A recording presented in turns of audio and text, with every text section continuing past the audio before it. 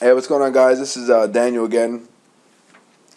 Today I'm going to be making a video about how to log into your home network router, how to do things like disable your broadcast and what your broadcast is, how to determine your gateway router. I'm going to go over some of the keyboard shortcuts that I use to make things a little bit easier. I'm going to talk about a public IP address versus a private IP address and what natting is. So real quick, I'm just going to pick up an image. This image right here, this is basically for Windows users. So those that use Macs, some of the keyboard shortcuts, or this particular keyboard shortcut, it may work. You don't obviously have a Windows button, but you'll have a control button. So some of the keyboard shortcuts still do work, and some will not. So this window button plus the letter R, when you hold these together, what happens is it opens a run box. And I'll actually get into that in just a moment. I'm just going to talk about what a public IP address is versus a private IP address. So everyone, for the most part, on your home network or your work network or any network that you bring your computer to log in somewhere, is on a private network or private IP address. Your public IP address is what you use to actually go out to the internet, to the cloud, and to go ahead and hit Google to go ahead and make a reference, or to make a query on something. What natting does, natting stands for Network Address Translation. And basically what happens there is you cannot use your private IP address on the cloud. So for instance, if I'm using an IP address of 10.0.0.1, the chances of someone else using that same exact IP address on the internet is very high. So what we have to do is we have to have unique IP addresses. So the only way to do that is with a public IP address. But there's too many IP addresses, or excuse me, there's too many IP devices to give everyone a unique public IP address.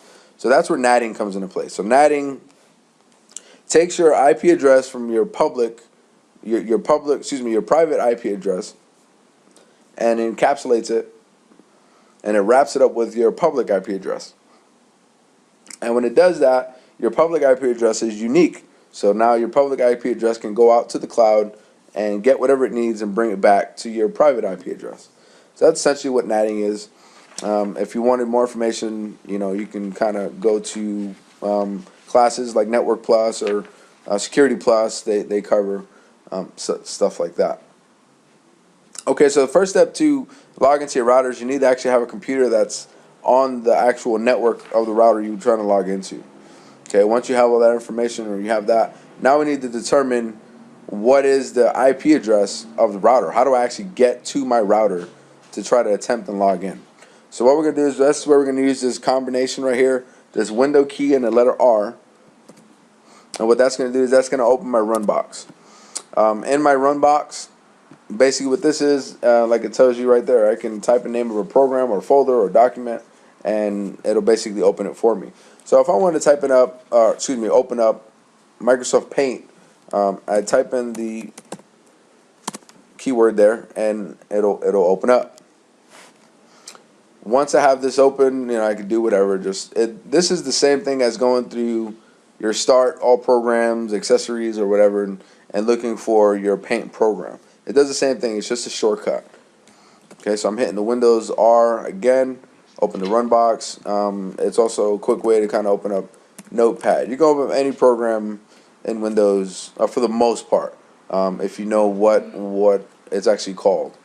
Okay. So the next one I'm going to open up is a command prompt. I'm going to type in CMD, and what that's going to do is that's going to open up this DOS-looking command line interface, kind of what's running in the background of Windows. Okay, so from this screen right here, what I'm going to do is I'm going to figure out, or I need to know, what is my IP address of my router. what's my gateway IP address. So the command for that is ipconfig /all. Okay, so what this is going to do, this is going to give me the IP configuration for the entire computer. So I'm going to go ahead and hit that.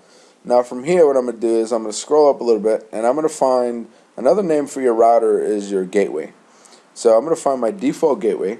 So my default gateway is right here, and the IP address of this default gateway is this one right there. The IP address of the actual computer is right here next to the preferred. Okay. So now what I'm going to do is I'm going to open this. I'm going to open up a Internet Explorer browser, or any type of browser in general. It could be Firefox, Chrome, whatever you like to use. And what I'm going to do is, in the address bar up here, I'm going to go ahead and type in that address. Okay. Now when I type in that address, it brings me right to the router login screen.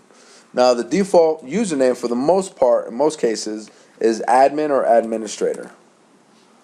The password, the default password, would be located on the router itself. In this case, I've already changed the password. Okay, and now I'm just going to log in. Now, once I'm logged into the router, now I can see some things. I can see that, at the very top here, I show my internet's good, my wireless is good, my security is low. It doesn't like that my security is low, right up here.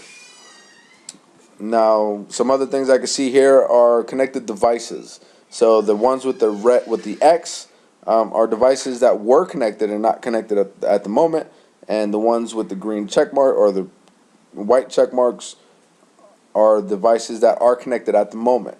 Now, this is a good tool right here because I can see I own all these devices. Okay, I see my kid's phone, I see computers, I see a bunch of stuff on here.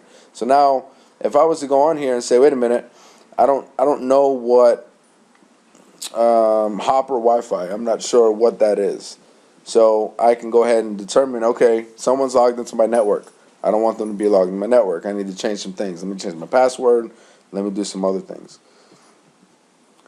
If you go under connection and Wi-Fi and you go into edit, this tells me some information. This tells me what my home network name is, my SSID. This is what people will see on their phone as to what they need to try to connect to. This tells me my security mode. What type of encryption am I using? And then most importantly, this gives me my password. It tells me what's the password to my network if somebody wanted to come in. If I wanted to disable this so people couldn't see it, I would disable it right here. I'd click the enable button, and I'd disable it. So that's essentially, how to basically find your gateway, how to log into it. I suggest you play around in here and really get comfortable with this. And this is it's hugely important to understand this and keep yourself protected and be very familiar. I wish I could do a longer video.